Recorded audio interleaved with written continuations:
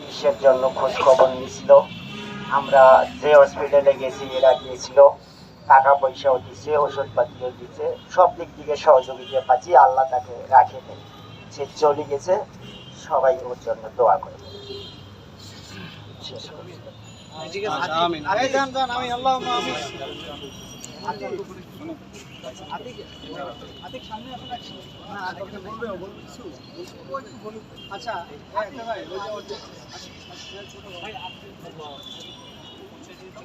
আসসালামু আলাইকুম, আমি শহীদ আশিকের ছোট ভাই আতিক।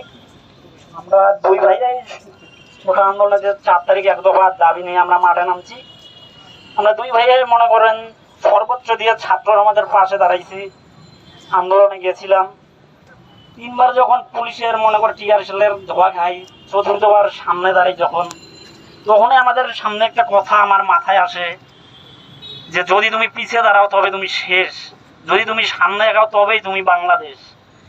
সেই ক্ষেত্রে আমরা সামনে যখন আগাই তখন আমার ভাইয়ের সাথ ছাড়া হয়ে যাই আমি। তারপর আমি একটা মাঠের মধ্যে আশ্রয় নেওয়ার জন্য যাই। যখন আমার চোখ জ্বালাপোড়া করতেছিল তখন আমাকে কেউ অতর্কিত হামলা করে মারে। তারপর আমি যখন বাড়ি যাই, তারপর আমার ভাই বিকেলবেলা যখন বাড়ি যায়, বাড়ি গিয়ে যখন আমার এই অবস্থা দেখে, তখন ওর বড় ভাইয়ের একটা দায়িত্বহীনতার থেকে ওই মনে করে অনেক টেনশন নিয়ে ভেঙে পড়ে আর কি। তারপর ওর কথা বলে না, শুধু বলে আমি মাথায় আঘাত পাইছি, যে আমার ব্যথার ট্যাবলেট খাইলে ঠিক হবে, এর চিকিৎসা করান। পরে আমার চিকিৎসা করে যে স্যালাইন ট্যালাইন পুশ করানোর পর তারপরে আমি একটু সুস্থ হই। তারপরের দিন থেকে আমার ভাই অসুস্থ হয়। তারপর আমরা রংপুর মেডিকেল হাসপাতালে আসি। ওইখানে দীর্ঘদিন চিকিৎসাধীন অবস্থায় থাকার পর যখন কোনো উন্নতি না হয় তখন ওনারা ঢাকায় পাঠায়। ঢাকায় আমরা ধানমন্ডিতে আসছিলাম একটা নিউ লাইফ হসপিটালে। ওইখানে ছাত্র সমাজের অনেক সমন্বয়ক ভাই এবং আপু আমাদের সাথে ছিল, আর্থিক সহযোগিতা করছে, প্লাস খোঁজ খবর নিছিল। এখানে যখন বঙ্গবন্ধু হাসপাতালে আছি এখানেও এসে খোঁজ খবর নিছিল।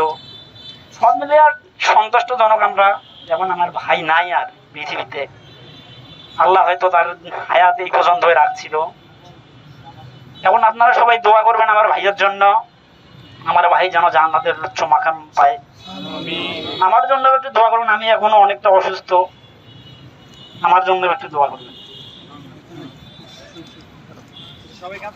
সম্মানিত সুরবৃন্দ, আমাদের সাথে এই মুহূর্তে খুবই সংক্ষেপে বক্তব্য রাখবেন অন্তর্বর্তীকালীন সরকারের মাননীয় উপদেষ্টা